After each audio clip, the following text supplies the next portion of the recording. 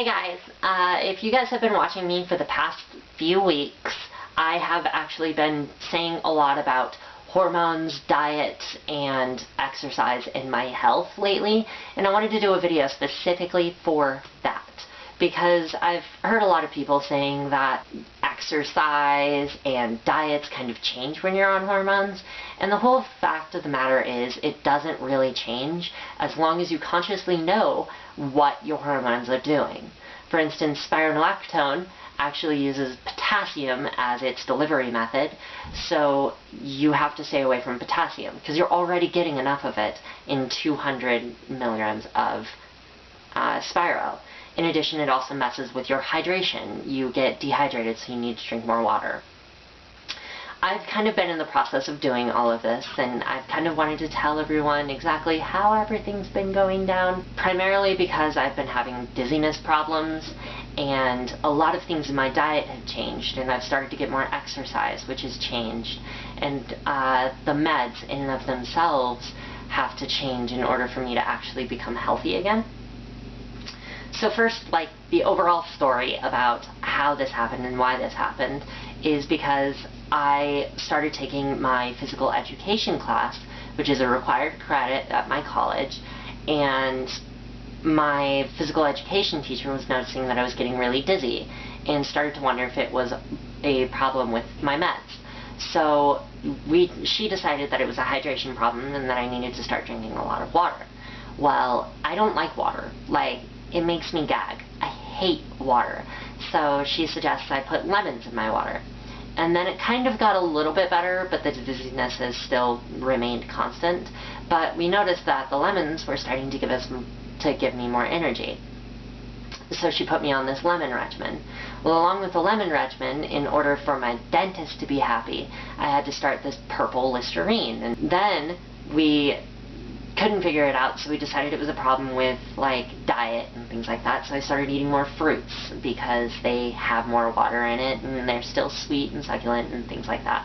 Kind of a replacement. Then I ended up talking to her and she began wondering if it was a elevation problem with getting up and getting down while I exercise, such as on an uphill treadmill where my head was moving a lot versus a stair climber where my arms were going up and down a lot. Then, after all of that, I ended up going to see my doctor, and my doctor started talking about Spiro needing a drug holiday. Basically, as far as my diet changing, basically all I did was I added lemons, I added more fruits, and I started drinking a lot more water. What they have me doing with the water is I have to drink 3 before I get off work, 3 before 12 o'clock, 3 20-ounce cups. Then I have to drink 2 between 3 and 5, and then between 5 and the time that I go to bed, I have to drink another 2. So they have me on 7, and they would prefer that I be on 8.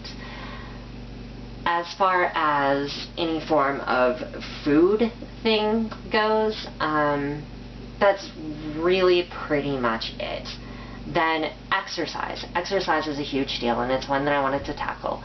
The fact of the matter is, if you are on hormones, cross-gender hormones, you need to know what each individual med is doing. And that's the same with any other med when you start an exercise program. You need to know what is going on in your body in order to know the limitations. And that's kind of what I'm in the midst of learning. Otherwise, you do not need to change any exercise program. You can do the same exercise programs while on hormones, and hormones won't affect it. The reason I dropped down so much in exercise and activity is because of falsies. Because when I started wearing falsies and everything, I found that I couldn't do as rigorous exercise, such as bouldering on rocks or anything like that. So I stopped doing it, so I became less active. So I began having more health problems. So just keep that in mind. Do the recommended daily half-hour to an hour of activity, and be sure that you get that in sometime in afternoon, evening, morning, doesn't really matter. 10-minute workouts as well. As far as the med changes goes, this is a big thing.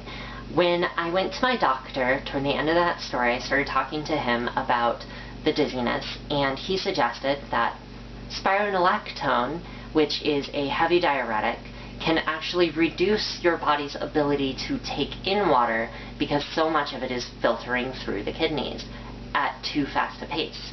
So while you're taking spironolactone, your maximum dehydration level will actually keep going down, and your hydration will just peter off. So what he suggested to me is that I take a drug holiday, which means I stop taking Spiro for a full week, get that hydration back up, and I was really kind of nervous about that. So he explained to me the T that it's blocking isn't going to come back right away. Hormones don't work that way. It requires some time to recuperate, to get back.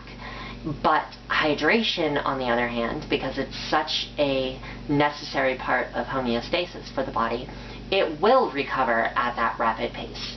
So taking a straight up break from Spiro won't affect your hormones too much, but it will affect your hydration. So just take that break, and then the following week afterward, get back on it, and your hydration levels will be much higher, and problem solved. You can fix it. Also, another thing that I did was, in order to ensure that I'm getting the hydration and I'm getting the nutrients that I need, they started recommending Flintstones Chewy multivitamins.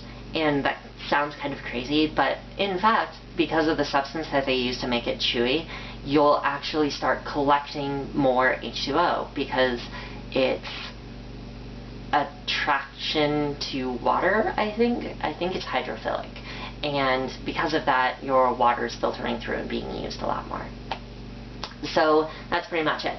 Abstract of the video, in conclusion, is you don't need to change anything in your diet or exercise plans while on hormones. I know that's a common question. You should be getting the same recommended exercise of half an hour to an hour every day, or 1 to 2 hours every other. And you should be looking at what your meds are doing to your body. Remain hydrated, at least 6 cups of water, which I'm really bad at. The recommended is 8. That's pretty much it, and I will see you guys later. I am on Trans Youth tomorrow, so be sure to watch that. Bye, guys.